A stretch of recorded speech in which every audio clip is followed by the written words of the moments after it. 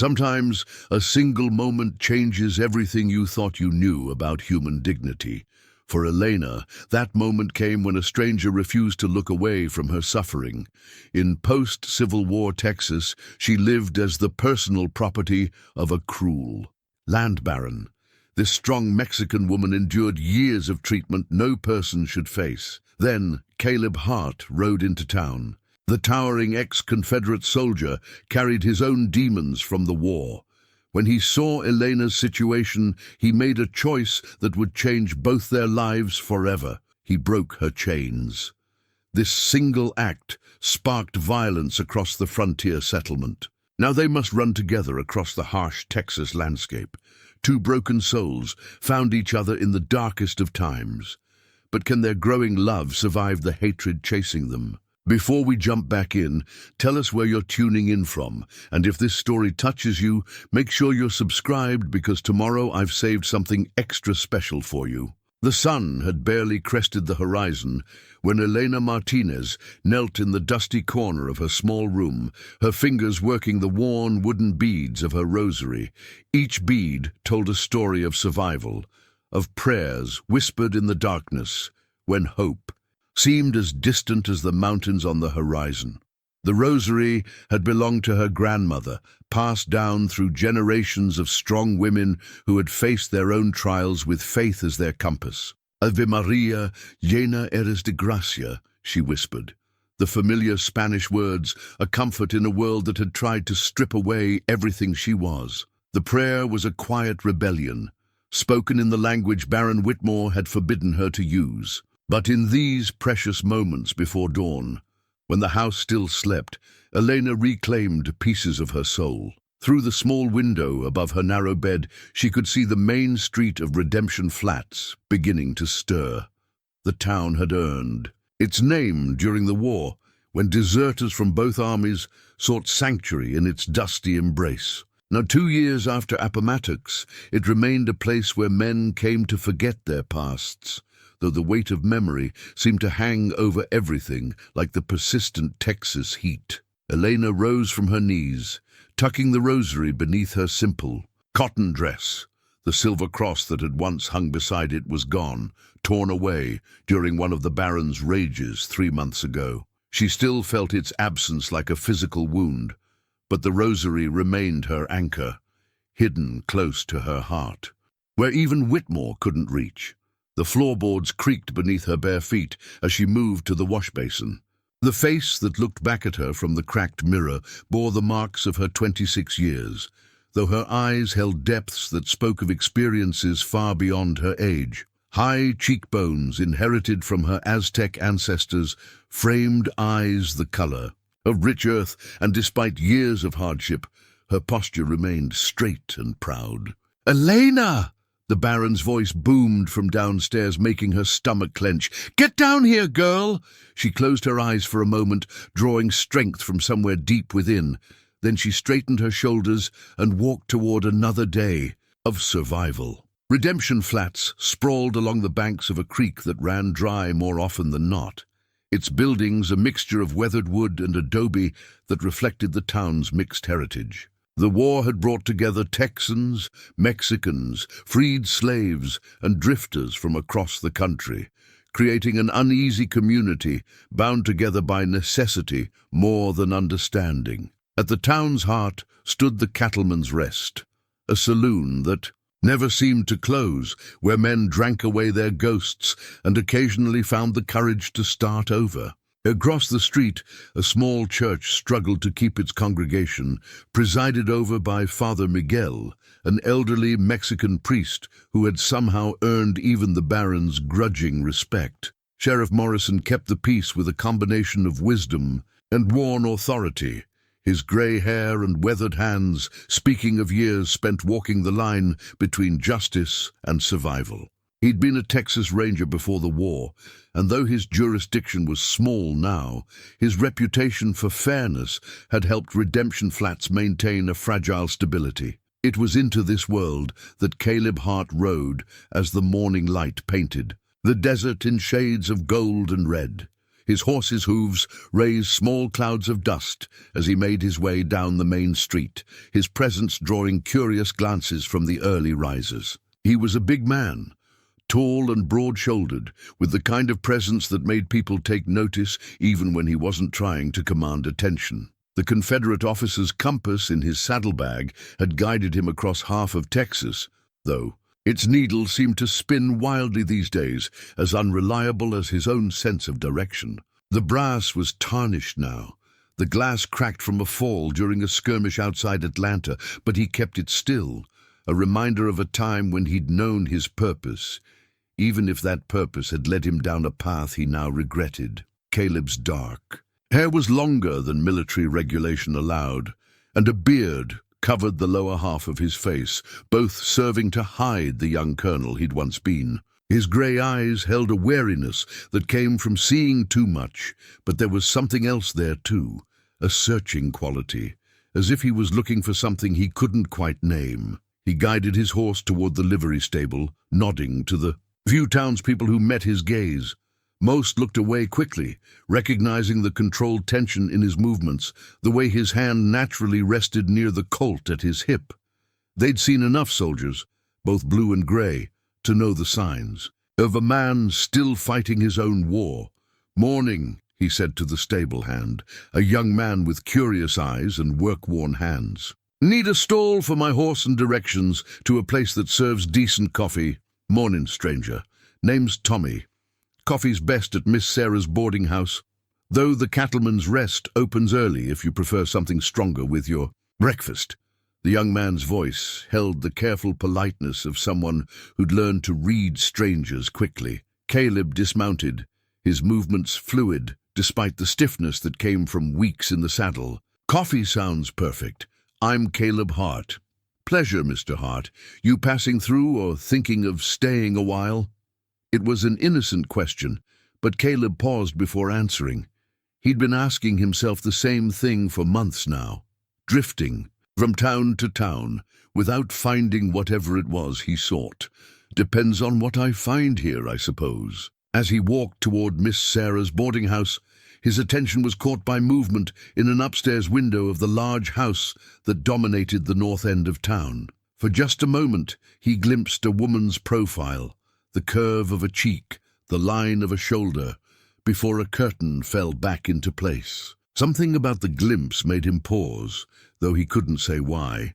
The boarding house was a two-story structure that had seen better days, but maintained a dignity in its weathered boards and carefully tended flower boxes.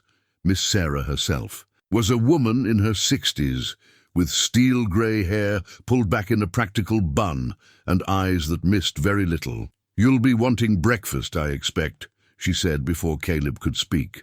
"Most men with your look about them are running on empty stomachs and short patience." Caleb found himself almost smiling at her directness. "Coffee, definitely, and whatever you'd recommend for a man who's been eating his own cooking for too long. Eggs, bacon, and biscuits it is. Find yourself a seat and I'll bring it out directly." The common room was simple but clean, with mismatched chairs around sturdy tables and the kind of atmosphere that invited conversation without demanding it. Two other men sat at separate tables, both with the look of travelers who'd found temporary refuge. Neither seemed interested in company, which suited Caleb fine. As he waited for his meal, Caleb found his thoughts returning to that glimpse in the window. There had been something in the woman's posture, a quality he couldn't shake, a stillness that spoke of waiting, of endurance. He'd seen it before in prisoners of war and in the faces of civilians caught in the path of armies. It was the look of someone who had learned to survive by becoming invisible. Miss Sarah returned with coffee strong enough to wake the dead and a plate piled high with food that reminded him why he'd missed home cooking. As she set it down, she studied his face with the frank assessment of a woman who'd fed half the drifters in Texas. "You've got the look of a soldier about you," she observed not unkindly. "Most who come through here do, one way or another. War leaves marks on a man that don't wash off easy." Caleb nodded, not trusting his voice for a moment. "Confederate. Third Corps under General Hill. Well, war's over now, whatever uniform you wore. In Redemption Flats, we judge a man by what he does today, not what he did yesterday. She paused, glancing toward the window that faced the Baron's house. Course some folks have harder times letting go of their yesterdays than others. There was weight in those words, a meaning that went deeper than casual conversation. Caleb followed her gaze, noting the way her expression tightened slightly as she looked at the large house. "That'd be Baron Whitmore's place," she said, the title carrying a slight edge of distaste. "Calls himself a baron anyway. Made his fortune in land deals during and after the war. Owns most of the good grazing land around here now, and the people who used to own it?" Caleb asked, though he suspected he knew the answer. Miss Sarah's lips pressed into a thin line. "Gone, mostly. Some sold out fair and square, needing the money after losing everything else. Others—" She shrugged, but her eyes hardened. "Well, legal and right ain't always the same thing, especially when lawyers get involved." Caleb ate in contemplative silence, absorbing the undercurrents of tension that seemed to run through the town like an underground river. Every community had its secrets, its unspoken grievances, but there was something particular about Redemption Flats that he couldn't quite identify. Maybe it was the way people's eyes shifted when they looked toward the Baron's house, or the careful neutrality in their voices when they spoke of local affairs. He was finishing his second cup of coffee when he saw her clearly for the first time. Elena emerged from the Baron's house carrying a basket, her head covered with a simple shawl that couldn't completely hide the rich darkness of her hair. Even from across the street, Caleb could see the unconscious grace in her movements, the way she held herself with quiet dignity despite the simple, almost shabby dress she wore. But it was her eyes that captured him. Even at this distance, he could see something in them that made his chest tighten, a combination of strength and weariness that spoke of battles fought and survived. She moved like someone accustomed to being watched, to having her every action scrutinized and judged. She walked toward the general store. Caleb noticed other things. The way men on the street either stared too openly or looked away too quickly. The way the few women in sight whispered behind their hands, their expressions a mixture of pity and something else. Fear, perhaps, or the uncomfortable relief of those who knew they were safe from a fate that had befallen another. "That's Elena," Miss Sarah said quietly, having followed his gaze. "Poor thing's had a harder road than most. She works for the Baron." Miss Sarah's expression grew carefully neutral, the look of someone who knew when to speak and when to keep silent. "She lives there, yes, has for several years now." There was more to the story, much more, but Caleb could see that Miss Sarah had shared all she felt comfortable sharing with a stranger. He watched as Elena disappeared into the general store, noting the way she kept her head down, avoided eye contact with the other customers. A few minutes later, she emerged with her basket, but as she started back toward the Baron's house, a commotion erupted from that direction. A man's voice, loud, angry, and slurred with drink despite the early hour, carried across the morning air. "Elena! Where the hell are you, girl? Get back here now!" The effect on Elena was immediate and heartbreaking. Her shoulders sagged slightly, and the careful composure she'd maintained crumbled just enough for Caleb to see the fear beneath. She quickened her pace, almost running now, the basket clutched tight against her chest. Caleb found himself standing without conscious decision, his hand moving instinctively toward his gun. Several other men on the street had stopped to watch, their faces showing varying degrees of discomfort and resignation. This was clearly not an unusual occurrence. "Easy there, son," Miss Sarah said softly, placing a weathered hand on his arm. "That's a road with no good ending for anyone brave enough to walk it." But Caleb's eyes remained fixed on Elena as she disappeared into the Baron's house, and something deep in his chest, something he'd thought the war had burned out of him, began to stir. It felt like purpose, like the first true north his moral compass had shown in years.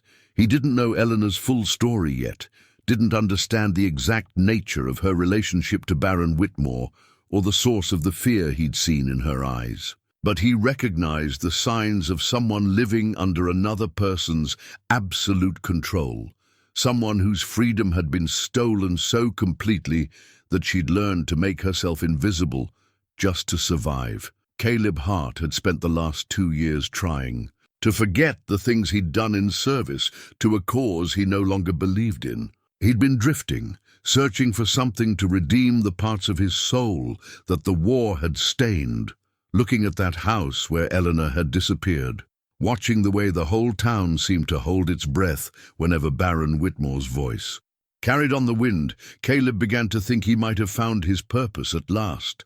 The morning sun climbed higher, painting redemption flats in harsh light and deep shadows. In the boarding house, a Confederate veteran finished his coffee and made a decision that would change everything. Across the street, a Mexican woman knelt beside her narrow bed and prayed for strength to endure another day. Neither knew that their lives were about to become forever intertwined, bound together by a shared understanding of what it meant to search for redemption in a world that offered precious little mercy to those who needed it most. 3 days passed before Caleb saw Elena again, though her image had lingered in his thoughts like smoke from a dying fire. He'd spent the time getting his bearings in redemption flats, taking meals at Miss Sarah's and making the kind of polite conversation that revealed little but observed much. The town had accepted his presence with the wary tolerance reserved for drifters who minded their own business, and he'd been content to let them think that's all he was. But on the 4th morning, as he sat on the boarding house porch with his coffee and watched the town come to life, he witnessed something that shattered any pretense of being just another passing stranger. Elena emerged from the Baron's house as she had before, carrying her basket and moving with that same careful grace, but this time something was different. Even from across the street, Caleb could see a purple bruise along her left cheekbone, and the way she favored her right side when she walked told him there were other injuries hidden beneath her clothes. She made it halfway to the general store before Baron Whitmore appeared in his doorway, his bulk filling the frame as his voice carried across the morning air with the ugly authority of a man accustomed to being obeyed. "Elena, get back here, you worthless!" The string of epithets that followed made Caleb's jaw clench. He'd heard worse language in army camps, but there was a particular venom in Whitmore's tone, a deliberate cruelty that went beyond mere anger. Elena stopped walking, but didn't turn around immediately. Caleb could see the tension in her shoulders, the way her free hand moved unconsciously to touch something at her throat, a gesture that spoke of old comfort now absent.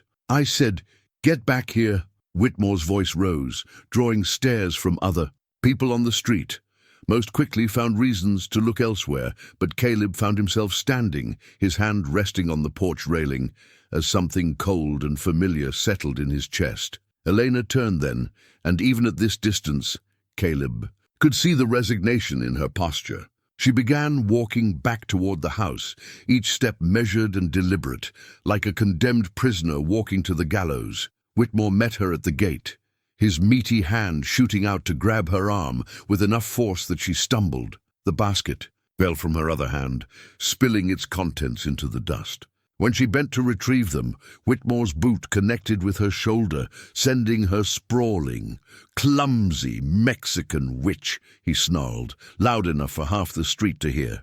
"Can't even walk without making a mess." That's when Caleb saw it. The silver cross necklace that had been torn from Elena's throat, glinting in the morning sun as it lay in the dirt beside the scattered vegetables. She reached for it with desperate fingers, but Whitmore's boot came down again, this time on her wrist. Elena's sharp intake of breath was audible even across the street, and something inside Caleb snapped like a bowstring pulled too tight. He was moving before conscious thought took hold, his long strides eating up the distance between the boarding house and the Baron's gate. "Problem here."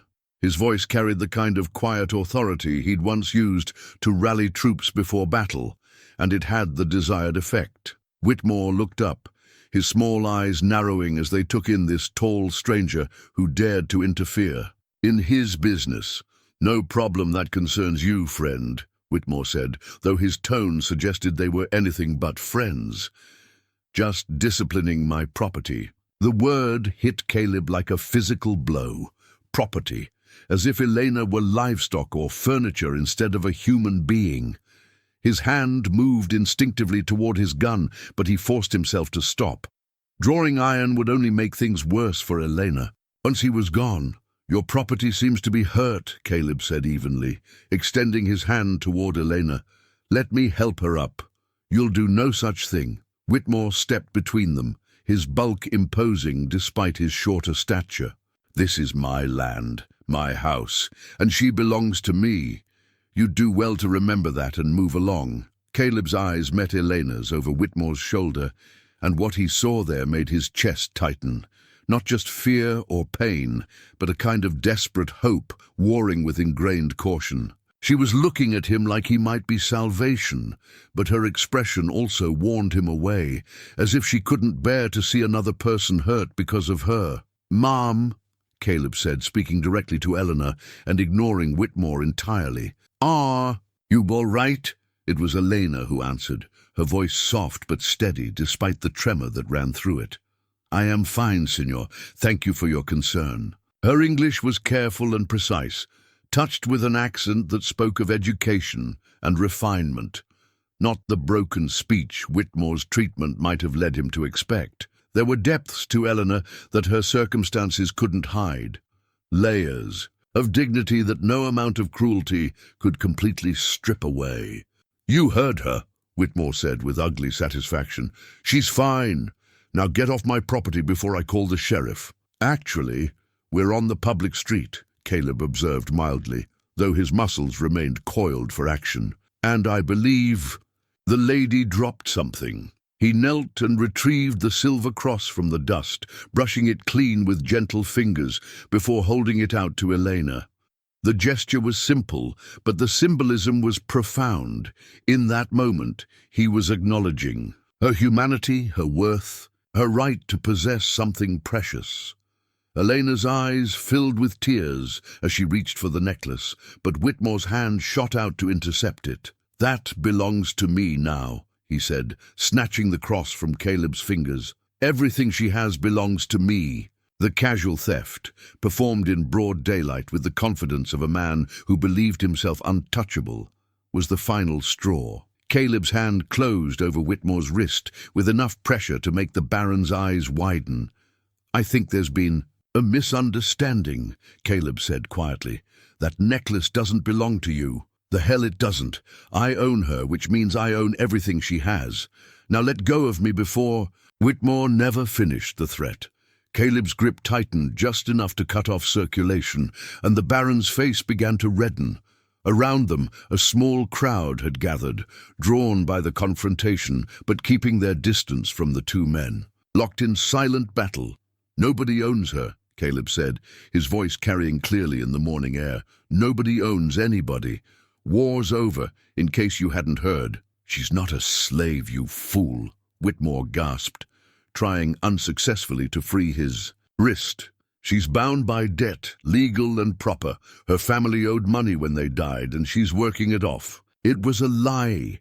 Caleb could see it in the man's eyes, in the way Elena's face went pale at the casual mention of her dead family. But it was the kind of lie that probably held up in whatever passed for law in this part of Texas. The kind of legal fiction that allowed men like Whitmore to possess what they couldn't legitimately own. "How much debt?" Caleb asked, his grip loosening slightly. $5,000, Whitmore said quickly, sensing an opportunity.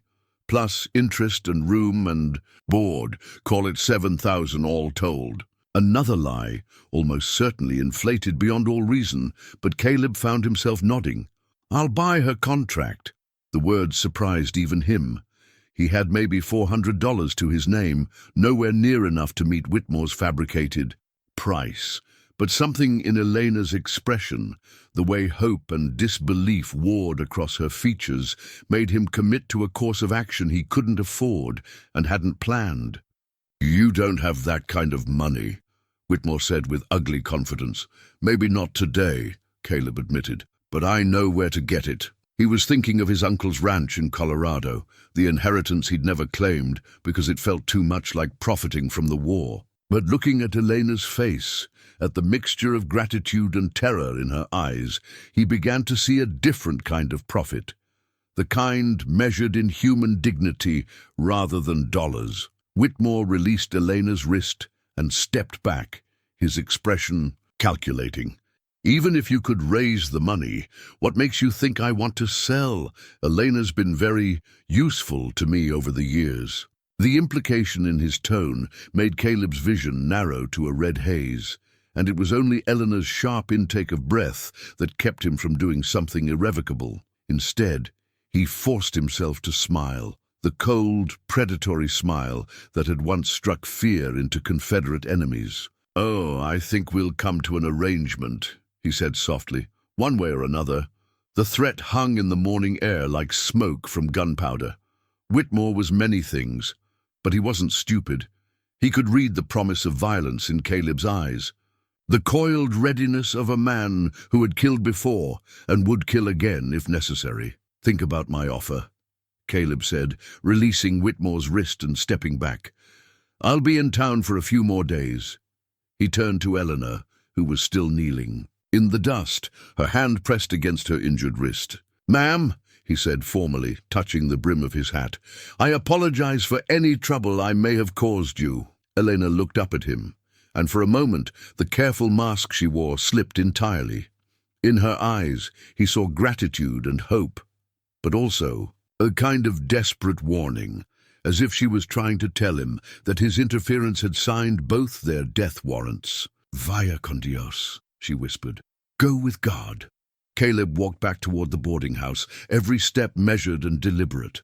Behind him, he could hear Whitmore's voice, low and venomous, as he berated Elena for the scene she had caused. The sound made his teeth clench, but he forced himself to keep walking. He'd made his play, drawn his line in the dust. Now he had to figure out how to back up his words with action, how to turn empty threats into Elena's freedom. The war had taught him many things, but perhaps the most important lesson was this: sometimes a man had to choose between what was safe and what was right. Looking back at Elena as she gathered the scattered contents of her basket, her mother's silver cross still in Whitmore's possession, Caleb Hart knew he'd already made his choice. The clock in the church tower struck midnight as Caleb made his way through the shadows toward the Baron's house. His worn leather gloves, stained with years of hard work and the memory of violence, felt different tonight. For too long, his hands had been instruments of destruction, first in war and then in the aimless drifting that followed. Tonight, they would be used for something else entirely. He'd spent the evening at the Cattleman's Rest, nursing whiskey and listening to the talk that flowed around him like water around stones. The regulars spoke carefully when Baron Whitmore's name came up, but alcohol loosened tongues enough for Caleb to piece together a clearer picture of Elena's situation. She'd arrived in Redemption Flats 4 years ago, they said, after her family's ranch was burned out during a dispute over water rights. Whitmore had graciously offered to help her, taking her in when she had nowhere else to go. The story had the ring of truth twisted into comfortable lies, the kind of half-truths that let decent people sleep at night while injustice flourished. In plain sight, what they didn't say spoke louder than their words. The way conversations died when Elena was mentioned, the uncomfortable shifting when someone accidentally referred to her as the Baron's woman rather than his housekeeper.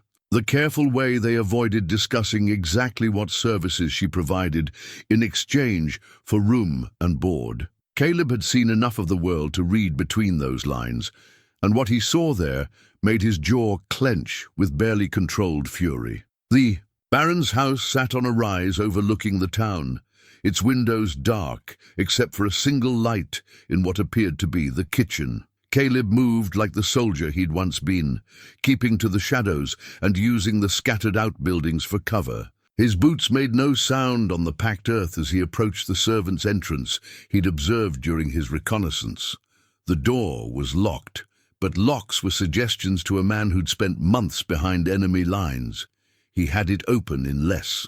Then a minute, the soft click of the mechanism lost in the whisper of night wind through the eaves. Inside, the house was silent except for the rhythmic snoring that drifted from the Baron's room upstairs. Caleb moved through the kitchen and down a narrow hallway, following the layout he'd memorized from watching the house for 3 days. Elena's room was at the back, little more than a storage closet with a window, the same window where he'd first glimpsed her profile. He found her awake, sitting on the edge of her narrow bed with her rosary in her hands. She looked up as his shadow filled the doorway, and though her eyes widened with surprise, she made no sound of alarm. "Senor Hart," she whispered, her voice barely audible, "you should not be here." "Neither should you," he replied just as quietly, stepping into the room and closing the door behind him. "Not like this." In the moonlight streaming through her small window, he could see the full extent of the damage Whitmore had inflicted after their confrontation. The bruise on her cheek had darkened to purple-black, and she held her left arm carefully against her body. Her simple nightgown did little to hide the other bruises that mottled her shoulders and arms. "He hurt you because of me," Caleb said, the words heavy with guilt. Elena shook her head, her dark hair falling like a curtain around her face. "He hurt me because that is what he does. Your intervention gave him an excuse, nothing more. I'm getting you out of here. And then what?" Her question carried the weight of 4 years' worth of hard-won wisdom. "Where would we go? How would we live? He owns half the territory between here and the Mexican border. His reach is long and his memory longer." Caleb knelt beside her bed, bringing himself to her eye level. Up close, he could see the intelligence in her gaze, the strength that had kept her alive through years of unimaginable hardship. This was no helpless victim waiting for rescue. This was a survivor who had learned to calculate odds and weigh risks with the precision of a military strategist. "I have family in Colorado," he said. "A ranch my uncle left me when he died. We could go there, start over." "We." The single word carried a world of questions. Caleb felt heat rise in his cheeks. I'm offering you a place, honest work, honest wages, a chance to live free." Elena studied his face in the moonlight, searching for something she apparently found.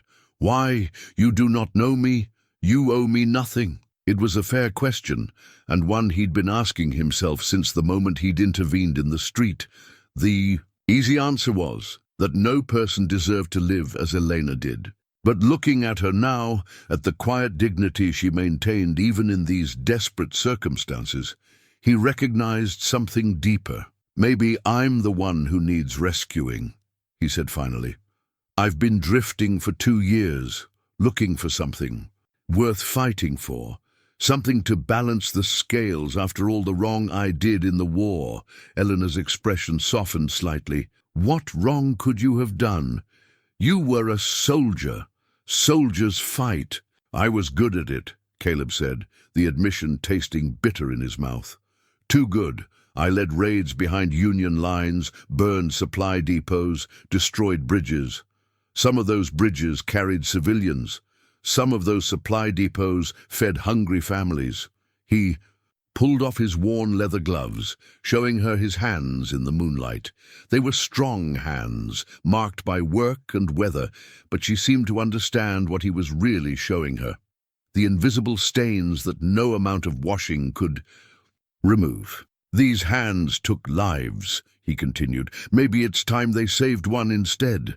Elena reached out tentatively, her fingers brushing across his knuckles with feather-light touch.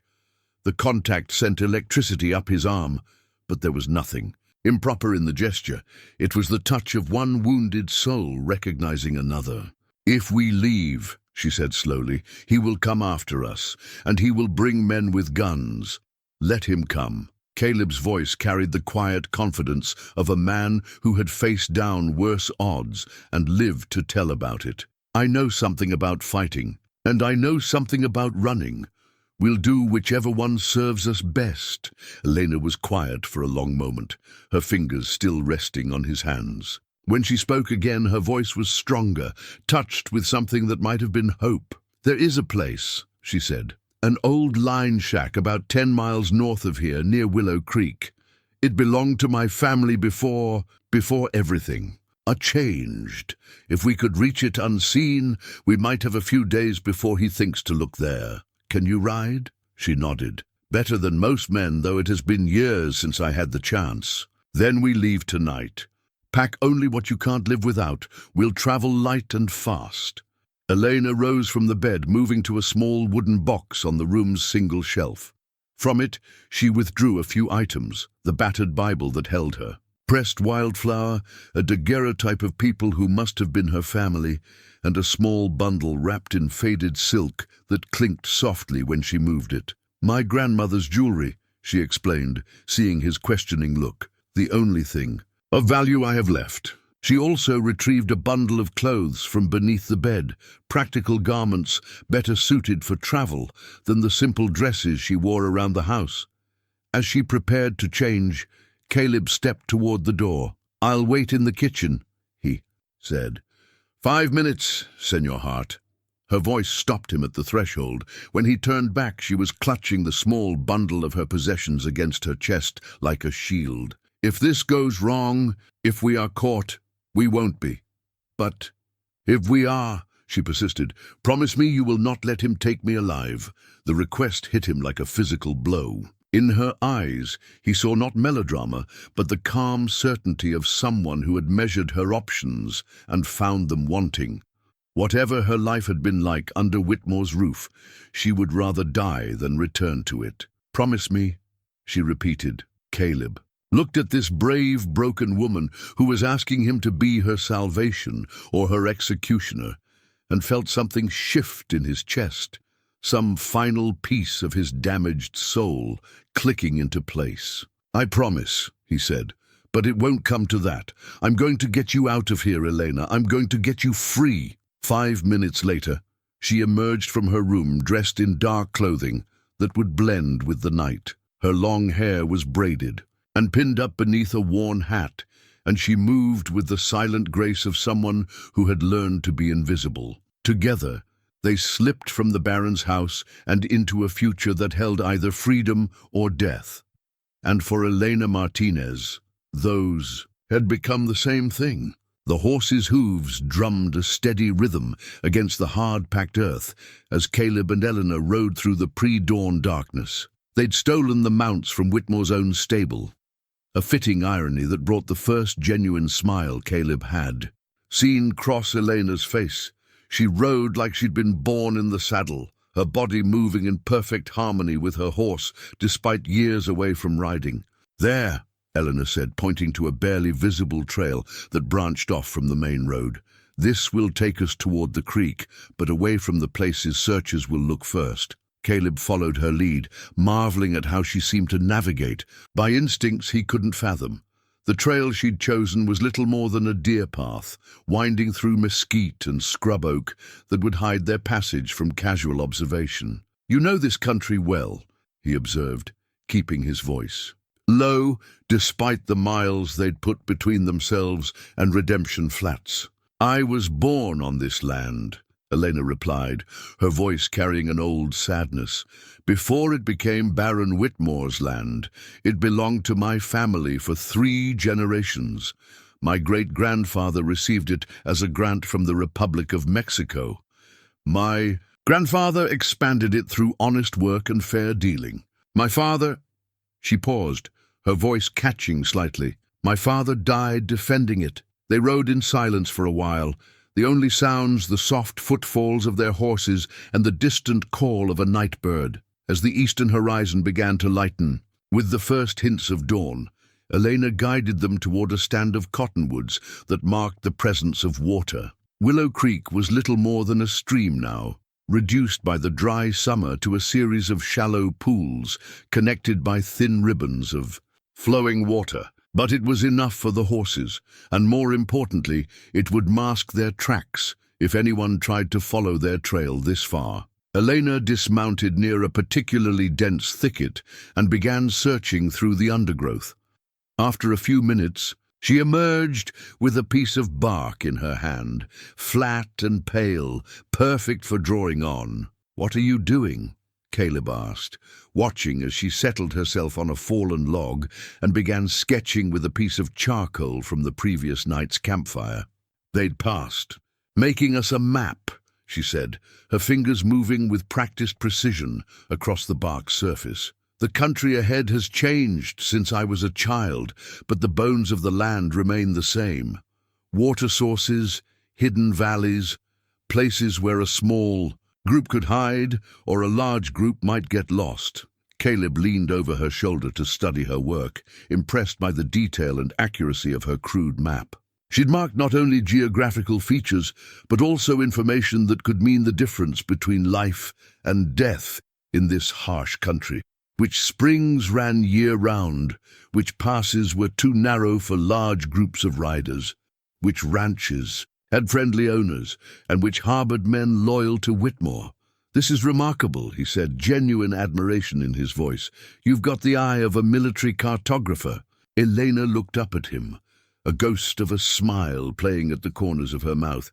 "My father taught me to read the land before I could read books. He said a person who understands the country they live in will never be truly lost." Smart man. He was.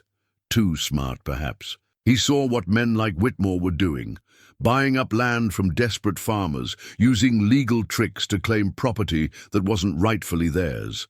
He tried to organize the other Mexican landowners to resist, to fight the seizures in court, rather than with guns. "What happened?" Elena's expression darkened, and she looked away toward the creek where their horses drank.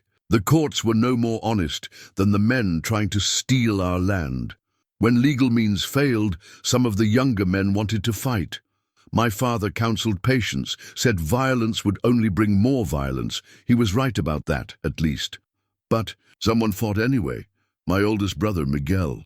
He gathered a group of vaqueros and rode to confront Whitmore's men when they came to put up new boundary markers on our land. There was shooting. Miguel and 3 others died. That night, our house burned. My parents died in the fire." Caleb felt something cold settle in his stomach. "And you?" "I was visiting my aunt in San Antonio. When I returned," she gestured vaguely at the empty landscape around them. "Everything was gone. Whitmore claimed the land as compensation for his men who had died in the attack on his legal survey crew. I had no money for lawyers, no family left to help me. He offered me shelter and employment out of the goodness of his heart." The bitter irony in her last words made Caleb's hands clench into fists.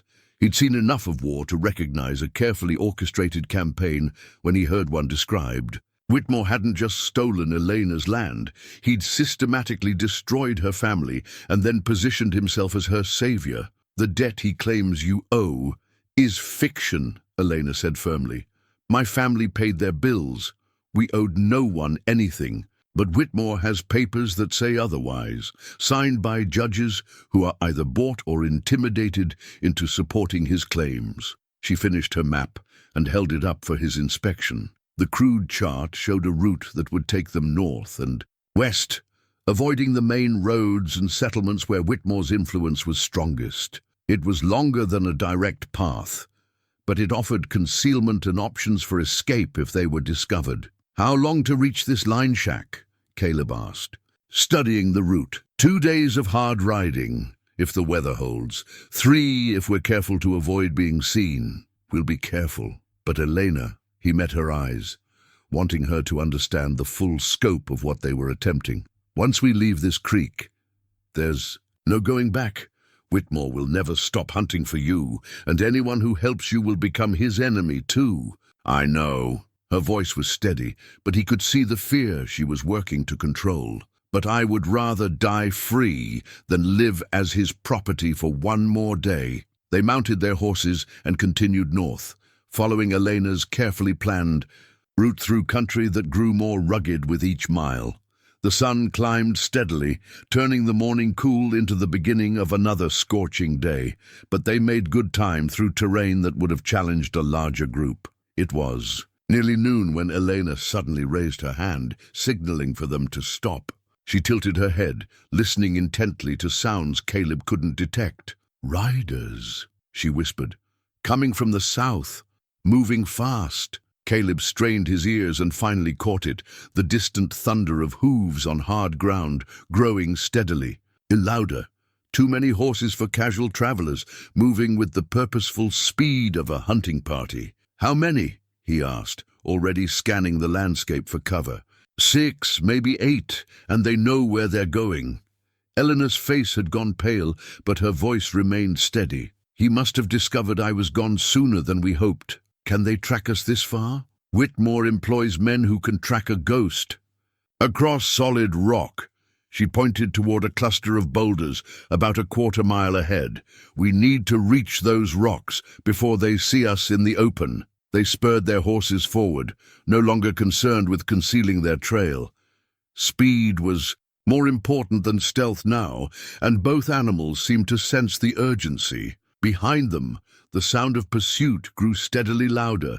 They reached the rocks with minutes to spare, leading their horses into the maze of stone that offered both concealment and, if necessary, defensive positions. Elena's intimate knowledge of the country was proving invaluable. She guided them to a spot where they could observe their back trail without being seen. The hunting party appeared a few minutes later, 8 riders spread out in a search formation. Even at a distance, Caleb could see they were well-armed and experienced. These weren't casual cowboys pressed into service. They were professional trackers, the kind of men who made their living hunting fugitives and runaway slaves. "He's taking this seriously," Caleb murmured, watching as the riders studied the ground where their trail disappeared into the rocky terrain. "He cannot afford to let me escape," Elena replied. "I know too much about his business dealings, about where the bodies are buried." Literally, in some cases, the lead tracker dismounted and began examining the ground more closely, his movements methodical and patient. After several minutes, he remounted and gestured toward the rocks where they were hidden. "Time to go," Caleb said grimly. "They found our trail." They rode hard for the next hour, Elena leading them through a maze of arroyos and rocky washes that would confuse their trail. The sun climbed toward its zenith, turning the air into a shimmering furnace that made breathing an effort. But they pressed on, knowing that their pursuers would be suffering equally from the heat. When they finally stopped to rest the horses, they'd reached a small box canyon where a trickle of spring water provided blessed relief for both riders and mounts. Elena dismounted with fluid grace despite the hours in the saddle, and Caleb found himself watching her with growing admiration. The pampered captive he'd imagined rescuing had revealed herself to be a woman of remarkable strength and resourcefulness. "We've bought ourselves some time," Elena said, studying their back trail. "But not much. They'll figure out our route eventually." Caleb nodded, his mind already working on their next move. But as Elena knelt by the spring to fill their water bottles, he noticed something that made his chest tighten. The hard riding had taken its toll on her. Beneath the determined facade, he could see exhaustion in the careful way she moved. The slight tremor in her hands. "You're hurt," he said, moving to her side. "I'm fine." But even as she said it, she swayed slightly, and Caleb caught her arm to steady her. "No, you're not." His voice was gentle but firm. "Show me." After a moment's hesitation, Elena pulled back the sleeve of her riding jacket. The bruises on her arm had darkened to deep purple, and there was swelling around her wrist that suggested possible fracture. She'd been riding for hours with injuries that would have felled a lesser person. "Elena," Caleb breathed, carefully, examining the damage. "Why didn't you tell me?" "Because there was nothing to be done about it, and we needed to run." She met his eyes, and he saw not self-pity, but the pragmatic acceptance of someone who had learned to endure pain without complaint. "I have survived worse." The simple statement hit him harder than any dramatic declaration might have. Looking at her bruised face and damaged wrist, Caleb felt something shift in his chest, a fierce protectiveness that went beyond mere chivalry or moral obligation. "Here," he said, pulling a bandana from his saddlebag. "Let me bind that wrist. It'll give you some support."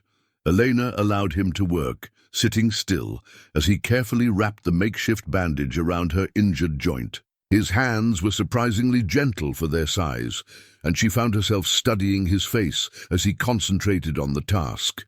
There was something different about this man, a quality of careful strength that spoke of power held in check rather than power that had been broken. "You have done this before," she observed. "Field medicine.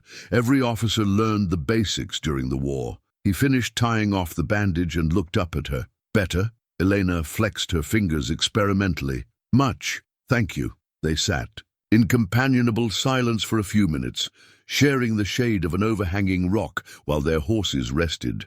The respite felt precious, a stolen moment of peace in the midst of their desperate flight. "Tell me about Colorado," Elena said eventually. "Your uncle's ranch." Caleb leaned back against the rock wall, his expression growing distant. "The Double Eagle sits in a valley about 50 miles south of Denver, with the Rocky Mountains rising up all around like the walls of a cathedral. Uncle Thomas built it up from nothing after he mustered out of the army, said the high country air was good for a man's soul." "You never visited him there?" "Once, when I was 16. Spent a summer learning to cowboy before I went off to West Point." Caleb's voice carried the warmth of good memories. "Best 3 months of my life up to that point. Thomas taught me to read the weather, to understand cattle, to see the land the way the Ute did before we pushed them out. But you chose the military instead. Family tradition. Hart men had served in every American war since the Revolution. I thought it was my duty." His laugh held no humor. "Thomas tried to warn me. Said the coming war would be different from the ones our fathers fought, that it would poison everything it touched. He was right about that." Elena heard the pain in his voice and recognized it as an echo of her own losses. "What will you do there?" "At the ranch? Raise cattle, horses, maybe build something instead of tearing things down for a change." He looked at her, his expression serious.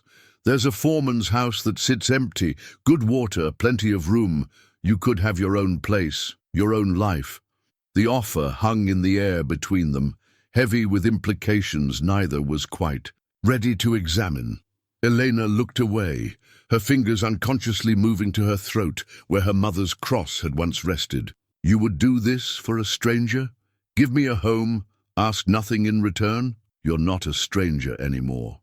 The simple honesty in his voice made her look back at him. "And I would ask for something." Elena's expression grew guarded, old fears rising. Despite herself, "Your friendship," Caleb continued quickly, seeing her reaction. "Your help building something good. A partnership between equals. Nothing more unless—" He stopped, color rising in his cheeks. "Unless?" she prompted, though her voice was barely a whisper. "Unless someday you wanted it to be more." The words hung between them like a bridge neither was quite ready to cross. Elena felt her heart beating faster, not from fear this time, but from something far more dangerous. Hope. It had been so long since anyone had offered her choice, had spoken to her as an equal rather than property to be claimed or discarded. She began, then stopped, as the sound of distant hoofbeats echoed off the canyon walls. They were on their feet instantly, moving with the efficiency of a team that had learned to trust each other's instincts. Caleb gathered their gear, while Elena soothed the horses, both of them working in silent coordination. "How close?" Caleb asked as he tightened his saddle cinch. Elena tilted her head, listening to sounds that spoke to her of wind and weather and the movement of riders across terrain she knew like her own heartbeat. "Close enough. They've spread out to cover more ground, but they're still following our general direction. Can we outrun them? For a while. But the horses are tired, and the country ahead offers less cover." She swung into her saddle with fluid grace despite her injuries. "There is another option. I'm listening. The old Ramirez line shack is still about 6 hours ahead, but there's an abandoned mine shaft about 2 hours north of here. We could hole up there, wait for them to pass by, or get trapped like rats if they find us." Elena's smile held a sharp edge. "The mine has 3 ways out, if you know where to look. And I know every inch of that ground. My grandfather used to bring me there to collect certain stones for my grandmother's jewelry. It was a risk either way. Continue running on tired horses with professional trackers closing in, or trust Elena's knowledge of terrain he'd never seen. But looking at her face, seeing the quiet confidence there, Caleb found his decision was already made. Lead the way. They rode out of the box canyon into the blazing afternoon heat, their horses' hooves finding purchase on rock that would hopefully confuse their trail. Behind them, the sound of pursuit grew steadily fainter as they climbed toward higher ground, where the air was slightly cooler, but the terrain far more treacherous. As they rode, Elena began to tell him stories of the land they traveled through. How her grandmother had collected turquoise and silver from the abandoned mines.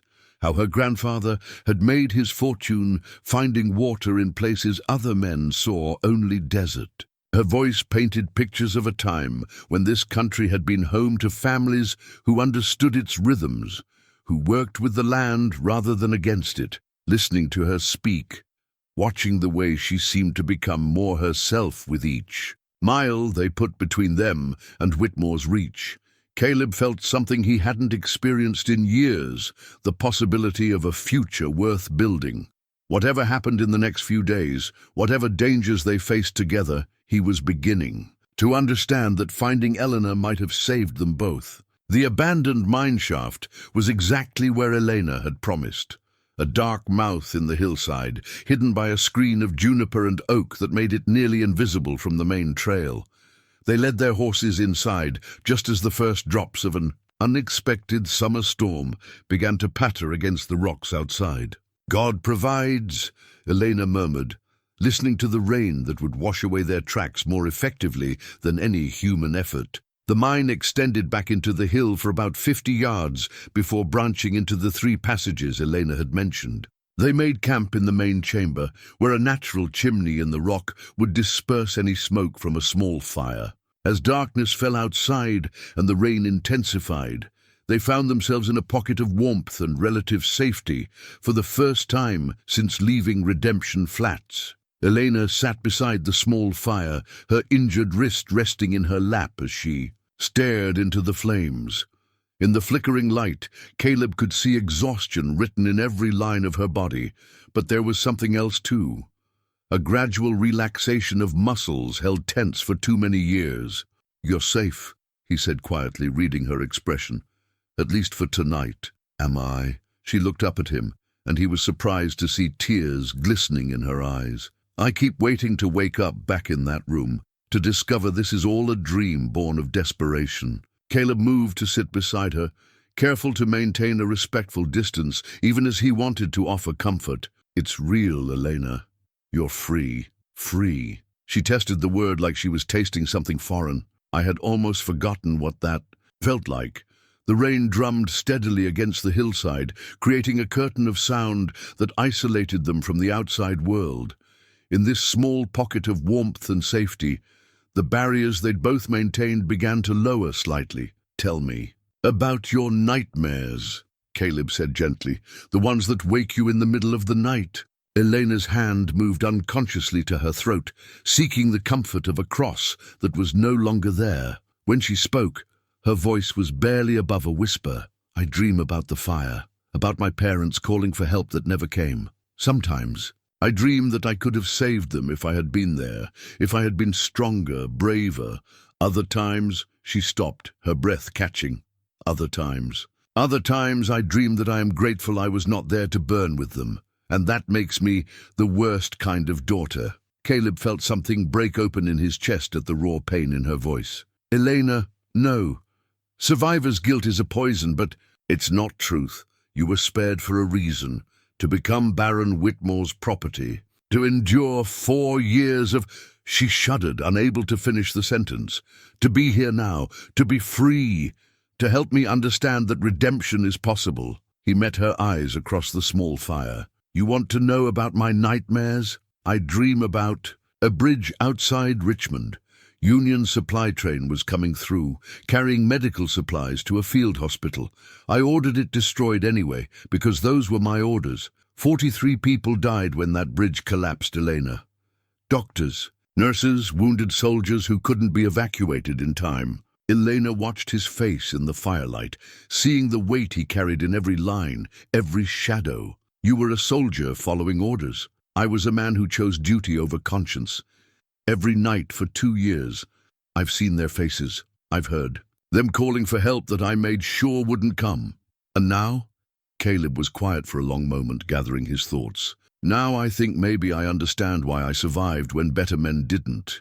Maybe it was so I could be on that street when you needed someone to refuse to look away. Elena reached across the space between them, her fingers finding his in the flickering light. The contact was electric, but also something deeper, the touch of one wounded soul recognizing another. We are quite a pair, she said softly.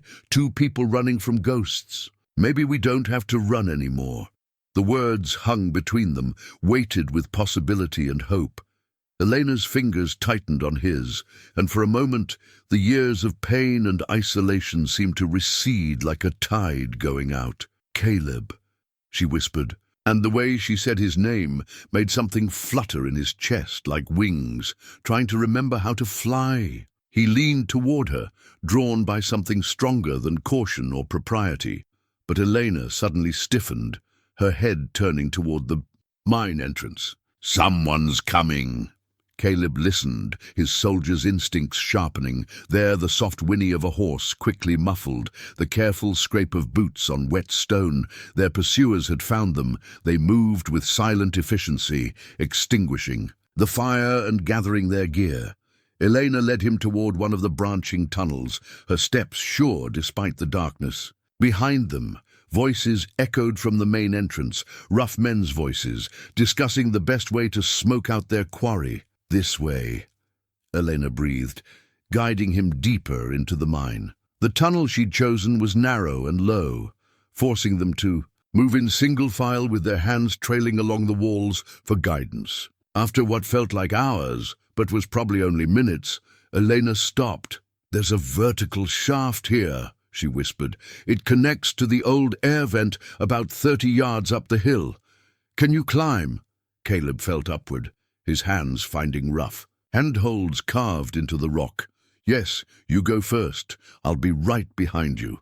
The climb was treacherous in the darkness, made worse by Elena's injured wrist and the echoing voices of the men searching the mine below them. But Elena climbed with determination born of desperation, and Caleb followed, ready to catch her if she fell. They emerged from the hidden air vent into the storm-lashed night, rain immediately soaking through their clothes. Their horses were gone, probably discovered and confiscated by their pursuers, but they were alive and free. Now what? Caleb asked, having to raise his voice to be heard over the storm. Elena wiped rain from her eyes, her dark hair plastered to her skull. In the lightning flashes, she looked like some wild spirit of the desert, beautiful and fierce and utterly unbroken. Now we walk, she said. The line shack is still 12 miles north, but there are places to shelter along the way, places they'll never think to look. As they set off into the storm, Elena pulled something from her pocket, a small bundle wrapped in oiled cloth. Inside was a pressed wildflower, the petals still holding traces of their original color despite being dried, and preserved between the pages of her Bible. My grandmother taught me that even in the harshest places, beauty can survive if it has roots strong enough, she said, carefully rewrapping the flower. She said that someday, when I found ground worth planting in, I should remember that lesson. Caleb watched her tuck the precious flower back into her pocket, understanding instinctively that she was sharing something sacred with him. In return, he pulled off one of his worn leather gloves and began working at something attached to it, a small piece of bent metal that he'd shaped during their rest at the spring. What is that? Elena asked. A promise, Caleb said, holding up what he'd created. It was crude and rough, fashioned from a horseshoe nail he'd found at their first camping spot, but it had been shaped with care into a simple ring. If you'll have it. Elena stared at the makeshift ring, her breath catching in her throat. Caleb, I'm not asking you to marry me, he said quickly, though color rose in his cheeks. Not yet. but I'm asking you to accept my promise that you'll never be anyone's property again, that whatever comes, we'll face it together, as equals." Elena held out her hand, her fingers trembling slightly as Caleb slipped the crude ring onto her finger. It fit imperfectly, but it felt more real than any gold band ever could. "Vows spoken in a storm," she murmured. "My grandmother would have said that makes them especially binding." Together they walked into the night, two souls bound by shared pain and the fragile hope of redemption. Behind them, frustrated voices echoed from the mine as their pursuers realized their quarry had vanished like smoke. Ahead lay uncertainty and danger, but also the possibility of a future neither had dared to imagine. The storm raged around them, but Elena clutched the bent horseshoe nail ring like a talisman, and for the first time in 4 years she allowed herself to believe that morning might actually come. They reached the line shack as the storm was breaking, exhausted and soaked to the bone, but alive. The small structure sat in a grove of cottonwoods, beside what had once been a thriving creek, its adobe walls weathered but still solid after years of abandonment. Elena stood before it for a long moment, her hand pressed against the wooden door as if drawing strength from the contact. "This was our eastern boundary marker," she said quietly. "My father built this shack when I was 12, and I helped him mix the adobe. I carved my initials in that beam there, see?" Caleb looked where she pointed and saw the faint marks. EMR, Elena Maria Ramirez. Below them, in a different hand, were other initials, MR and DR Miguel and Diego, Elena explained, her voice thick with memory. "My brothers. We thought these walls would stand forever, that our children would play here someday." Inside, the shack was sparse but functional, a single room with a stone fireplace, a rough wooden table, and sleeping alcoves built into the walls. Someone had been here recently. The fireplace was clean, and there were supplies stacked neatly on shelves that Elena didn't remember leaving. "Travelers," she said in answer to Caleb's questioning look. "This has always been a shelter for anyone who needed it. My father taught us that the desert makes brothers of all men, regardless of their other differences." They built a fire and spread their wet clothes to dry, sharing the simple meal of jerked beef and hardtack they'd carried with them. For the first time since leaving Redemption Flats, they could rest without constantly listening for pursuit. The storm had covered their tracks, and Elena was confident that their pursuers would assume they'd continued north toward the main roads. "We should be safe here for a day or two," she said, settling beside the fire. "Long enough to plan our next move." Caleb nodded, but something was troubling him. "Elena, about those papers Whitmore claims to have, the ones that supposedly prove your family's debt, is there any chance they could be real?"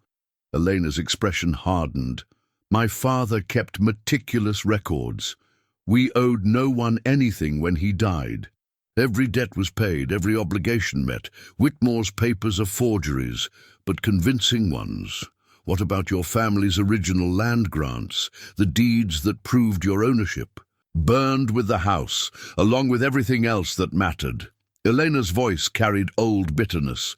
"Whitmore made sure of that. Without the original documents, proving my family's claim would be nearly impossible." "Nearly impossible isn't the same as impossible."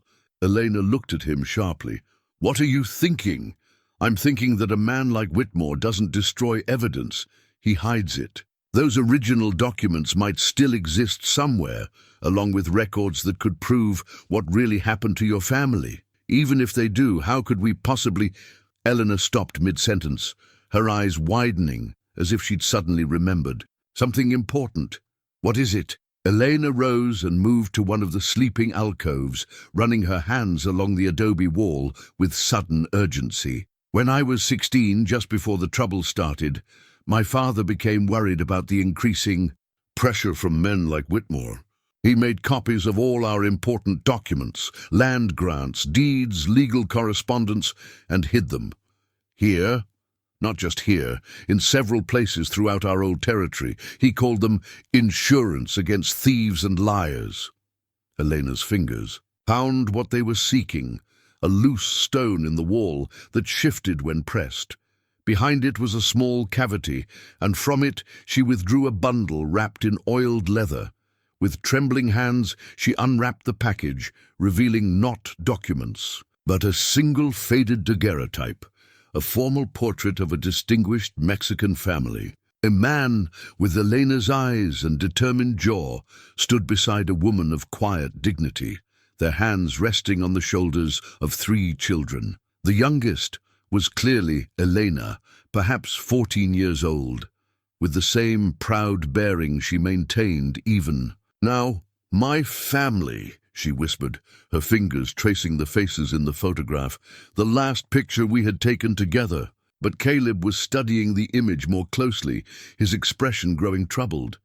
"Elena, look at the background. That building behind your family. What is it?" Elena examined the daguerreotype more carefully. "The territorial courthouse in San Antonio. We had business there that day, something to do with updating our land records. Father said it was important to have everything properly documented." "When was this taken?" "Early spring of 1863, just a few months before." Elena stopped, sudden understanding dawning in her eyes. "Santa Maria. The courthouse. Father filed copies of all our documents there as part of the territorial record. If they still exist, they'd prove everything. Your family's ownership, the circumstances of their deaths, maybe even evidence of Whitmore's involvement." Caleb felt excitement building in his chest. "Elena, you're not just a runaway servant. You're the rightful heir to thousands of acres of prime grazing land.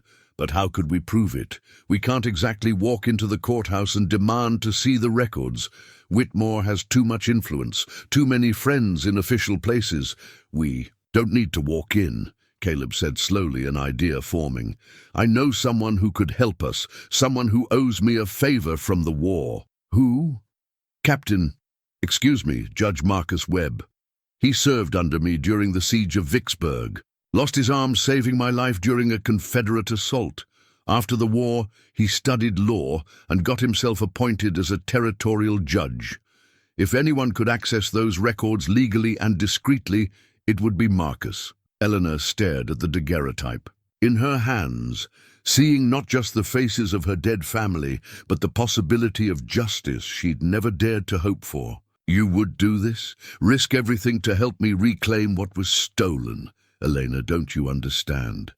Caleb moved to kneel beside her, his hands covering hers where they held the precious photograph. "This changes everything. You're not just a woman running from an abusive master. You're a landowner fighting to reclaim what's rightfully yours. This isn't just about freedom anymore. It's about justice. And if we're wrong, if the documents don't exist or don't prove what we hope they will, then we continue to Colorado as planned. But if we're right, if we can prove your claim, then you won't just be free. You'll have the power to ensure that what happened to your family never happens to anyone else." Elena looked from the daguerreotype to the crude ring on her finger, seeing symbols of past and future, loss and hope. The girl in the photograph had been innocent, protected by her family's love and the certainty that justice would always triumph over cruelty. That girl had died in the flames that consumed her home, but the woman who had survived, who had endured 4 years of brutality without breaking, who had kept her dignity intact through sheer force of will, that woman was capable of things the girl had never imagined. "San Antonio is over 100 miles from here," she said slowly, "through country Whitmore controls or influences. Even if we could reach Judge Webb safely, there's no guarantee he'd be willing to help. Marcus Webb is a good man. He'll help. If he can." Caleb's voice carried quiet confidence. "But Elena, this has to be your choice. I won't lie to you, it's dangerous.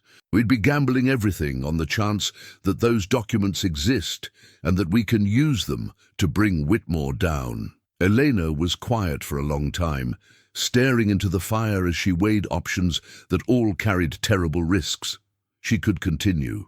running, start over in Colorado with Caleb's protection and the hope of building a simple, peaceful life. Or she could turn back toward the heart of enemy territory, betting everything on the chance to reclaim not just her freedom, but her birthright. My father used to say that a person who runs from injustice carries it with them wherever they go, she said finally, that the only way to be truly free is to stand and fight for what's right, regardless of the cost. Your father was a wise man. He was also a dead man, killed for trying to do the right thing. Elena looked up at Caleb, her eyes reflecting the firelight like dark stars. But perhaps dying for justice is better than living with its absence. She stood and moved to the window, looking out at the moonlit landscape that had once belonged to her family. Somewhere out there, Baron Whitmore slept in comfort built on theft and murder, secure in his belief that his crimes would never be discovered or punished. "We go to San Antonio," she said firmly. "We find Judge Webb, we recover those documents, and we make Whitmore pay for what he's stolen." Caleb felt a mixture of pride and terror at the determination in her voice. The frightened woman he'd rescued was gone, replaced by someone harder and more dangerous, someone with nothing left to lose and everything to gain. "Together?" he asked. Elena turned from the window, the faded daguerreotype still clutched in her hand like a battle flag. Together. Outside, the storm clouds were breaking up, revealing stars that seemed to shine with unusual brightness. In the morning, they would begin the most dangerous part of their journey. Not running away from their past, but riding straight toward a confrontation that would either destroy them or set them free. Either way, Elena Maria Ramirez was finally going home. The journey to San Antonio took 4 days of careful travel through country that seemed to hold its breath in the summer heat. Elena had traded her simple dress for men's clothing found in the line shack, worn denim pants and a cotton shirt that had belonged to one of her brothers. With her hair braided and hidden beneath a hat, she could pass for a young vaquero at a distance, which might buy them precious seconds if they encountered Whitmore's men. Caleb had spent hours studying his loaded Colt revolver each evening, cleaning and checking the mechanism with the methodical precision of a soldier preparing for his final battle. The weight of the weapon at his hip felt different now. Not just a tool for survival, but an instrument of justice waiting to be wielded. "Tell me about Judge Webb," Elena said on their third night, as they camped in an abandoned ranch house that bore the scars of some long-ago conflict. Marcus was barely 19 when the war started, younger than most of the men under my command. But he had the kind of quiet courage that doesn't make speeches, just does what needs to be done. Caleb's voice carried the warmth of old friendship mixed with the weight of shared trauma. "During the siege of Vicksburg, a Confederate sharpshooter had us pinned down in a collapsed building. Marcus crawled 50 yards through broken glass and falling debris to flank the position. Lost his left arm below the elbow when a shell fragment tore through it, but he never made a sound. And after the war, studied law with a passion that surprised everyone who knew him. Said he'd seen enough of what happened when men settled disputes with bullets, wanted to learn how to settle them with books instead." Caleb poked at their small fire with a stick, sending sparks spiraling up into the darkness. "Last letter I got from him, he was working to reform the territorial court system, trying to make it more honest. If anyone can help us navigate the legal maze Whitmore has built around your case, it's Marcus." Elena nodded, but Caleb could see the worry in her expression. They were betting everything on the integrity of a man she'd never met, in a system that had already failed her family once. "What if he can't help us?" she asked quietly. "What if the documents don't exist, or they're not enough to prove our case?" It was a question that had haunted Caleb's thoughts for the past 3 days. "Then we make sure Whitmore faces justice another way." The implication hung between them, unspoken but understood. Elena studied his face in the firelight, seeing the transformation that had been taking place since they'd left the line shack. The drifting veteran who had intervened in a street confrontation was gone, replaced by someone harder and more purposeful. a man who had found his cause at last. "You're ready to kill him," she observed, not judging but simply acknowledging the truth, if necessary. Caleb met her eyes steadily. "I've killed men for worse reasons. At least this time it would be for something that matters." Elena was quiet for a moment, turning the crude ring on her finger as she considered his words. "My father believed that violence only breeds more violence, that justice achieved through killing is no justice at all. Your father was probably right, but your father is dead, and the men who killed him are still drawing breath." Caleb's voice carried the weight of hard experience. "Sometimes the choice isn't between right and wrong, Elena. Sometimes it's between justice and peace, and you can't have both."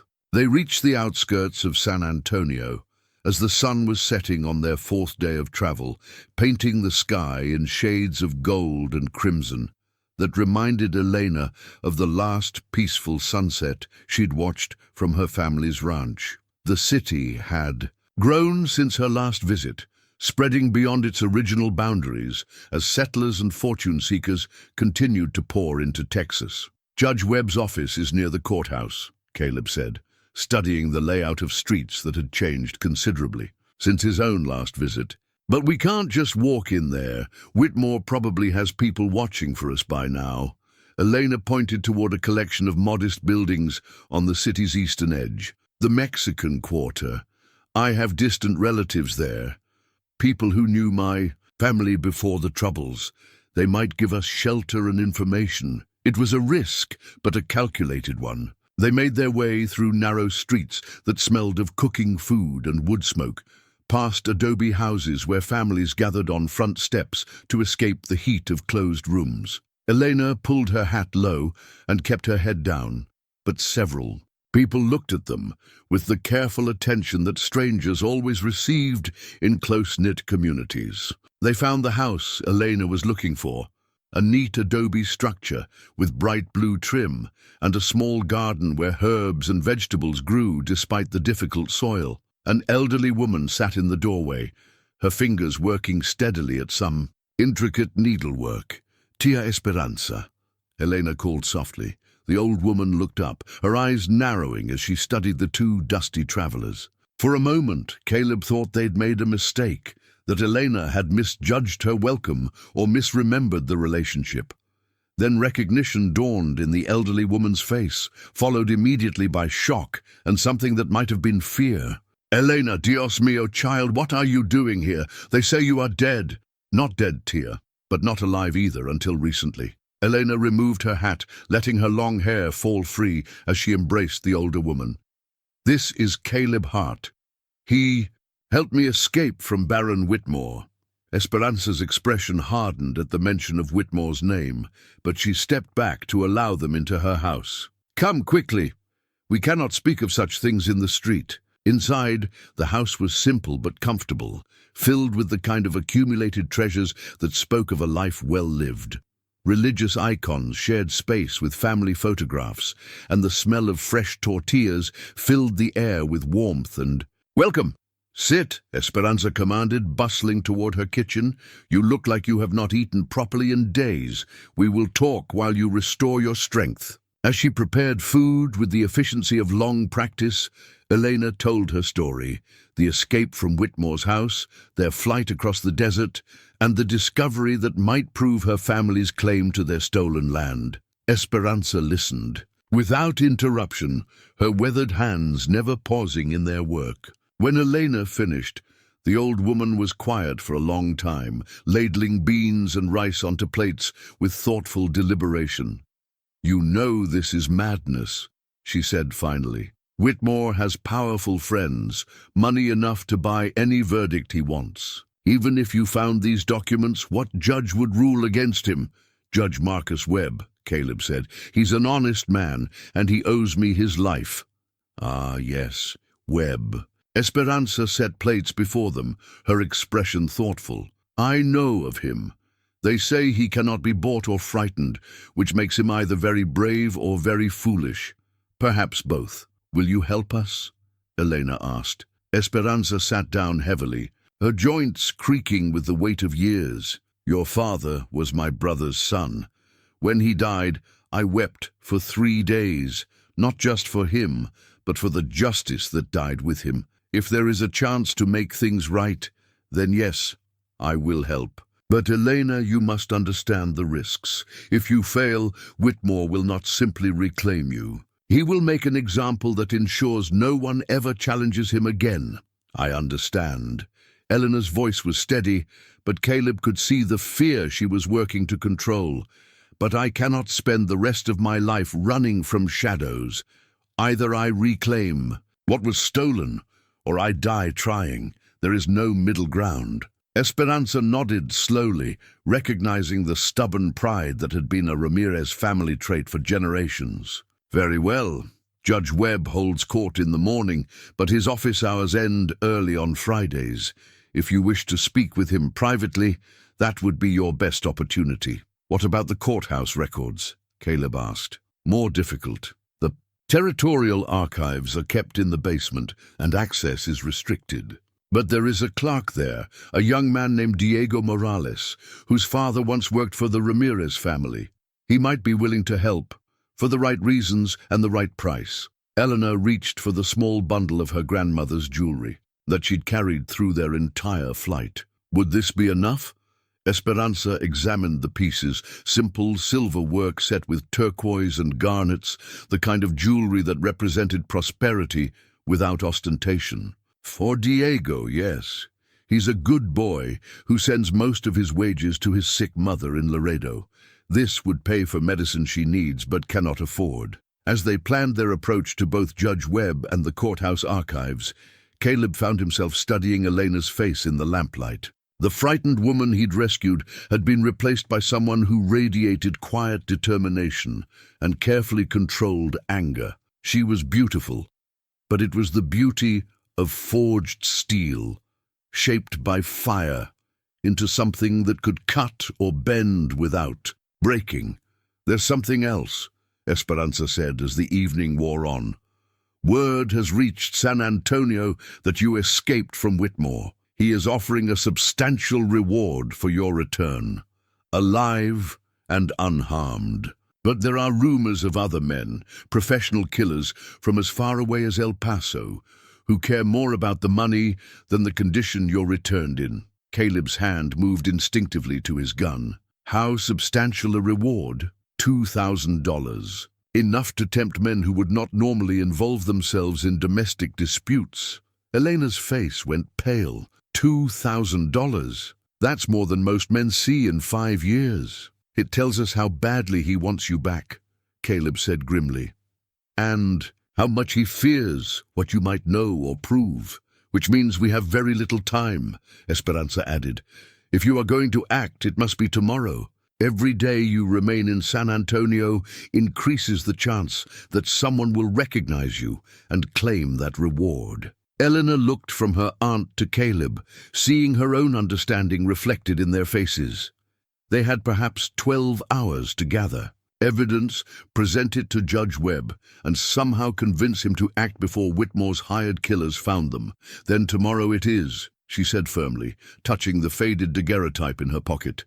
Win or lose, this ends tomorrow. Caleb checked his revolver one final time, ensuring each chamber was loaded and ready. Tomorrow, they would either restore Elena's birthright or die in the attempt. After years of drifting without purpose, he found the clarity surprisingly comforting. Justice, he had learned, was worth any price, even their lives. Dawn came too soon and not soon enough. Elena had slept fitfully, her dreams filled with images of burning houses and faceless men with guns. She woke to find Caleb already dressed and checking his weapons with the methodical precision of a soldier. Preparing for battle. Today, she said simply, not trusting her voice with more words. Today, he agreed.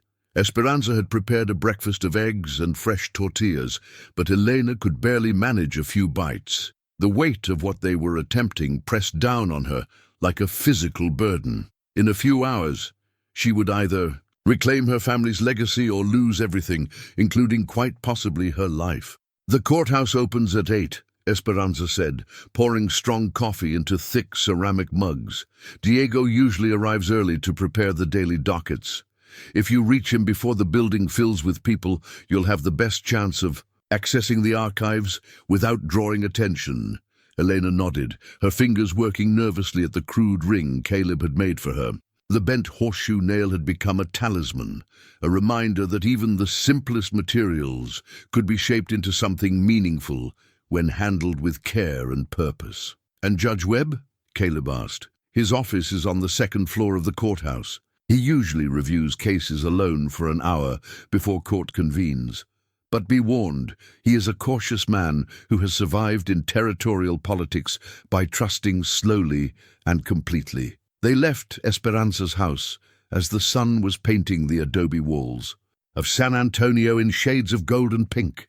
Elena had bound her hair tightly and pulled her hat low, but there was no disguising the tension in her movements or the way her eyes constantly scanned their surroundings for threats. The courthouse was a substantial building of local limestone, its Greek revival columns speaking of ambitions toward civilization in a land still raw with frontier justice. Early morning shadows provided some concealment as they approached through the nearly empty streets, but Elena felt exposed nonetheless. "There," Caleb said quietly, pointing toward a young man unlocking a side entrance to the building. "That must be Diego." Diego Morales was perhaps 25, with the careful posture and ink-stained fingers of a clerk who took pride in his work. He looked up nervously as they approached, his hand moving instinctively toward the keys at his belt. "Señor Morales?" Elena said softly, removing her hat so he could see her face clearly. "I am Elena Ramirez. I believe you knew my father." Recognition dawned in the young man's eyes, followed quickly by shock and something that might have been fear. "Señorita Ramirez, but we heard. That is, people said you were dead. Not dead, but not truly alive either. Until recently." Elena's voice carried the weight of 4 years' worth of survival. "I need your help, Diego. I need to see the territorial records from 1863. Specifically, any documents filed by my father regarding our family's landholdings." Diego glanced nervously at Caleb, clearly unsure how much he should trust this strange request from a woman who was supposed to be dead or disappeared. "It's dangerous," he said finally. "Baron Whitmore has many friends in this building. If they knew I was helping you—" Elena reached into her pocket and withdrew her grandmother's jewelry, the silver and turquoise catching the morning light like captured stars. "This is all I have left of my family's wealth, but my aunt tells me your mother is ill, that she needs medicine you cannot afford." Diego's eyes widened as he looked at the jewelry. It represented more money than he could earn in 2 years of careful clerking, enough to save his mother's life and perhaps secure his own future, but accepting it would also mark him as Elena's ally in whatever conflict was brewing. "If someone discovers what I've done, then you were threatened by armed strangers and had no choice," Caleb said firmly. "No one will blame you for preserving your life and your mother's." After a long moment, Diego nodded and unlocked the courthouse door. "Quickly," he said, "before others arrive." The basement archives were a maze of wooden filing cabinets and document boxes, organized according to a system that seemed to make sense only to the clerks who maintained it. Diego moved through the maze with practiced efficiency, pulling out drawer after drawer as he searched for the records from 1863. "Here," he said finally, withdrawing a thick folder marked with the Ramirez name. "Your father was very thorough. He filed copies of everything: original land grants from the Mexican government, surveys conducted after Texas joined the Union, correspondence with territorial officials, even receipts for taxes paid." Elena's hands trembled as she opened the folder, revealing documents that proved her family's legitimate ownership of thousands of acres of prime grazing land. But it was the last document in the file that made her gasp. A formal complaint filed with the territorial governor, detailing Whitmore's attempts to claim Ramirez land through fraudulent debt claims and intimidation. "My father knew," she whispered. He documented everything, built a legal case against Whitmore months before he died. "And look at this," Caleb said, pointing to an official stamp at the bottom of the complaint. "It was received and acknowledged by the territorial government. That means there's an official record of your father's accusations." Diego nodded grimly, but nothing was ever done about it. The territorial governor at the time was known to be friendly with men like Whitmore. Your father's complaint was probably filed away and forgotten, but not destroyed, Elena said, her voice growing stronger. "The evidence exists. We have original documents that prove our ownership and official records of Whitmore's crimes." They spent the next 20 minutes making careful copies of the most important documents, Diego's practiced hand producing readable duplicates with impressive speed. When they were finished, Elena carefully returned her grandmother's jewelry. To Diego, who accepted it with a mixture of gratitude and fear, "What will you do now?" he asked. "Seek justice," Elena replied simply. As they left the courthouse basement, Elena clutched the original land grant documents against her chest like armor. After 4 years of being told she was nothing, that her family's claims were lies and fantasies, she held proof of who she really was. Not Whitmore's property, but the rightful heir to one of the largest ranches in South Texas. Now they just had to convince a judge to act on that proof and survive long enough to see justice done. Judge Marcus Webb's office occupied a corner of the courthouse's second floor, its tall windows offering a view of the plaza where vendors were beginning to set up their morning stalls. The man behind the heavy oak desk looked older than his, 32 years, his prematurely gray hair and lined face speaking of the weight that came with dispensing justice in a territory where law and order remained fragile constructs. His left sleeve was pinned neatly at the elbow, the empty fabric, a permanent reminder of the price he'd paid for his convictions. When Caleb knocked on the open door, Webb looked up from the case files scattered across his desk, and recognition dawned slowly in his tired eyes. "Caleb Hart," he said, rising from his chair with a slight smile. "I heard rumors you'd finally made it to Texas, though I have to admit, I expected you to arrive under different circumstances. Hello, Marcus. I wish this were a social call, but I need your help. We both do." Webb's attention shifted to Elena, taking in her men's clothing, her nervous posture, and the way she clutched a bundle of papers against her chest like a shield. His expression grew more serious as he gestured for them to sit in the chairs facing his desk. This wouldn't have anything to do with the rather substantial reward being offered for a certain runaway servant, would it? Webb asked, settling back into his chair. "Baron Whitmore has been quite vocal about his missing property." "She's not his property," Caleb said firmly, "and we can prove it."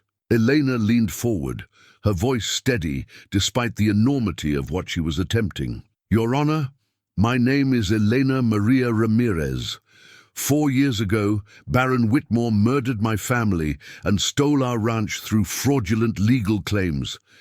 I have documents that prove our legitimate ownership and his crimes." Webb's eyebrows rose at the direct accusation, but he didn't interrupt as Elena carefully laid out the evidence they'd retrieved from the archives. The original Mexican land grants, the territorial surveys, the tax receipts, and most damaging of all, her father's formal complaint documenting Whitmore's criminal activities. The judge studied each document with the careful attention of a man who understood their significance. His expression grew increasingly grim as he read her father's detailed accusations and saw the official stamps that proved they'd been submitted to territorial authorities. "This is remarkable," Webb said finally. "If authentic, these documents completely contradict the claims Whitmore has made about your family's debts and his ownership of their lands." "They're authentic," Elena said firmly. "That's my father's handwriting, witnessed and notarized. The land grants bear the official seals of the Mexican government and the Republic of Texas." Webb nodded slowly, but his expression remained troubled. "The evidence is compelling, Miss Ramirez, but you have to understand the position this puts me in. Baron Whitmore is a powerful man with significant political connections. Accusations of this magnitude, murder, fraud, theft, they would require a full investigation, grand jury proceedings, possibly a criminal trial. Then start the investigation, Caleb said. Issue a warrant, seize Whitmore's records, interview. Witnesses, the truth will bear itself out, will it? Webb's question carried the weight of hard experience. How many witnesses to your family's murder are still alive, Miss Ramirez? How many people who might testify against Whitmore haven't already been bought, intimidated, or driven away? Elena felt something cold settle in her stomach. You won't help us. I didn't say that. Webb rose and moved to his window, looking down at the plaza where normal life continued unchanged. But I need you to understand what you're asking me to risk. If I move against Whitmore based on this evidence and fail to make the charges stick, my career is over. More than that, territorial judges who make powerful enemies have a tendency to suffer unfortunate accidents. So you'll do nothing? Caleb's voice carried the controlled anger of a man who'd seen too much injustice go unpunished. Webb turned back to face them, and Elena was surprised to see not cowardice in his expression, but careful calculation. I'll do what I can within the law.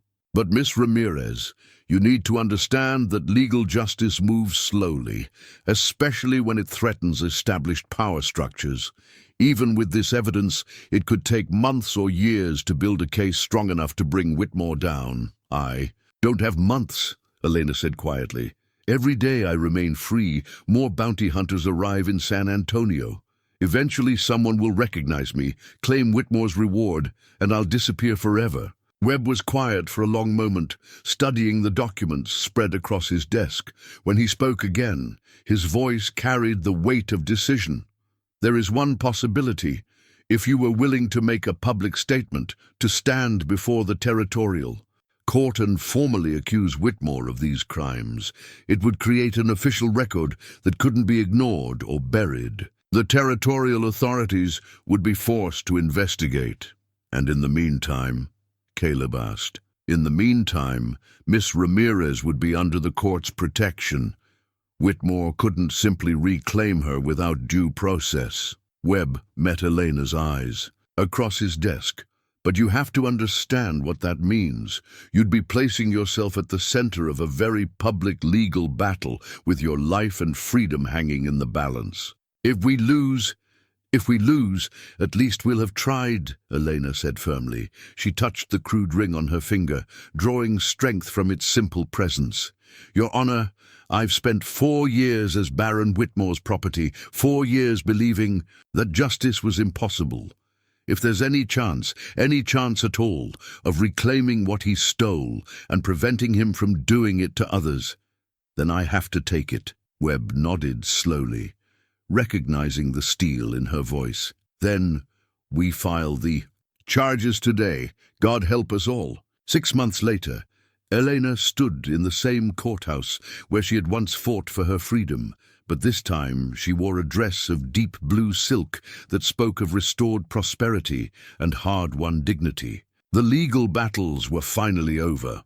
Baron Whitmore sat in a territorial prison, his empire of stolen land and fraudulent claims dismantled by investigators who had uncovered a web of corruption reaching far beyond Elena's case. The simple gold wedding band on her finger caught the morning light streaming through the courthouse windows, purchased not with stolen wealth, but with the proceeds from the first cattle sale from the restored Ramirez ranch. It was a modest ring compared to the elaborate jewelry that more fashionable women wore, but to Elena it represented something far more precious than mere ornamentation, a union freely chosen between equals. Mrs. Hart, Judge Webb said, approaching. With the slightly formal manner he maintained even with friends, I wanted to congratulate you once more before you leave for Colorado. Your courage in coming forward has resulted in justice for more families than just your own. Elena smiled, thinking of the dozen other landowners who had reclaimed their property after Whitmore's records revealed the full scope of his criminal enterprise. Thank you, Your Honor. None of this would have been possible without your willingness to take risks for justice. Speaking of risks, Webb continued, I have news that might interest you both. The territorial governor has officially pardoned your husband for his actions during the war. His service in bringing Whitmore to justice, combined with testimonials from his former Union prisoners about his conduct as an officer, have cleared his record entirely. Caleb felt a weight lift from his shoulders that he'd carried for so long he'd forgotten what it felt like to stand without it. Thank you, Marcus. I didn't expect. Peace sometimes requires different kinds of courage than war, Webb said simply. You've both demonstrated that in abundance. As they left the courthouse, Elena slipped her hand into Caleb's, marveling at how natural the gesture had become. Their courtship had been conducted in the public eye during the months of legal proceedings, observed and judged by a community that had initially been skeptical of the tall Confederate veteran and the Mexican woman who dared challenge one of the territory's most powerful men. But as evidence mounted and Whitmore's crimes were exposed, public opinion had shifted. The wedding ceremony 2 weeks earlier had been attended by half the town, including many who had once crossed the street to avoid acknowledging Elena's existence. So, Caleb said as they walked toward the hotel where they would spend their last night in San Antonio, any regrets about leaving all this behind? Elena looked around at the bustling streets of the city that had become her unlikely sanctuary, then at the rolling hills beyond, where her family's her ranch, spread across thousands of acres of prime grazing land.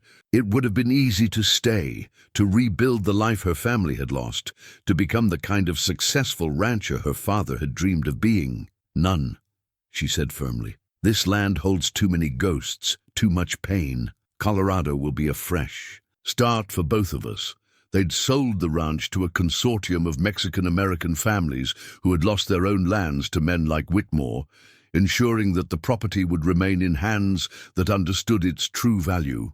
The money from the sale, combined with the inheritance from Caleb's uncle, would allow them to build something new in the high country, a different kind of legacy than the one Elena had been born to, but perhaps a better one. That evening, as they sat on the hotel's balcony, watching the sun set over San Antonio, Elena pulled out a letter that had arrived that morning from Colorado. News from home? Caleb asked, settling beside her with 2 cups of coffee. From the foreman you hired to prepare the ranch for our arrival. Elena's voice carried excitement as she read from the letter. He says the house repairs are nearly finished, and the first herd of cattle arrived safely from Kansas.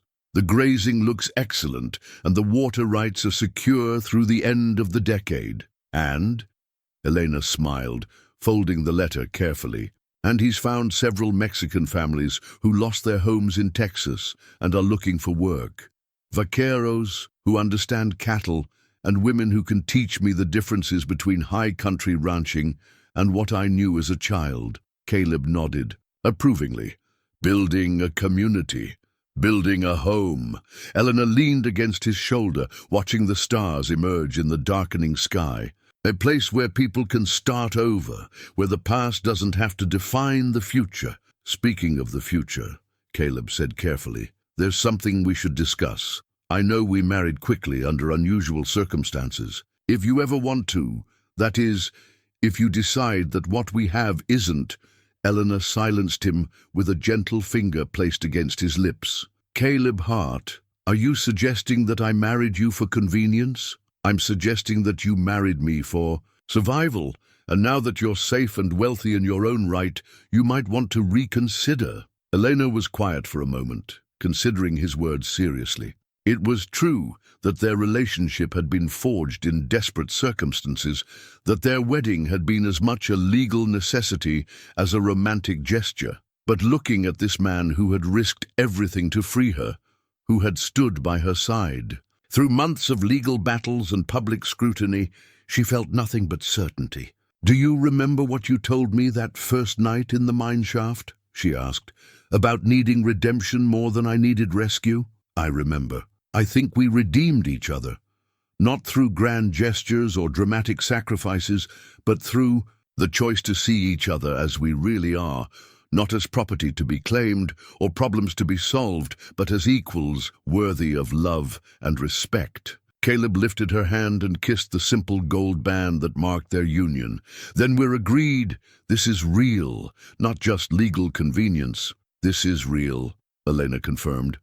And it's just the beginning. The next morning found them on the northbound stage, their few possessions packed securely and their faces turned toward the future. As San Antonio disappeared behind them, Elena touched the small bundle in her pocket, the pressed wildflower from her grandmother's Bible, carefully preserved through all their trials. She'd planted one like it in the garden at the Colorado ranch, a symbol of beauty that could survive and flourish even in the harshest circumstances. Behind them lay a life reclaimed from theft and injustice. Ahead lay the promise of something entirely new, a partnership built on mutual respect, a love forged in shared struggle, and a future limited only by their courage to dream. Elena Ramirez Hart had finally come home.